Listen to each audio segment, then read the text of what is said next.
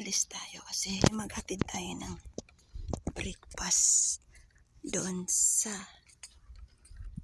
kapatid ni mama. Ayan na. Pusa, pusa, pusa, pusa.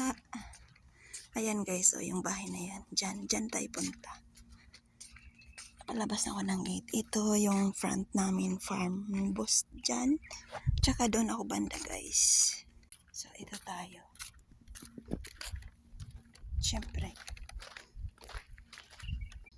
Maglakad lang tayo guys. Kasi umaga pa kasi dito. Tulog pa yung mga tao.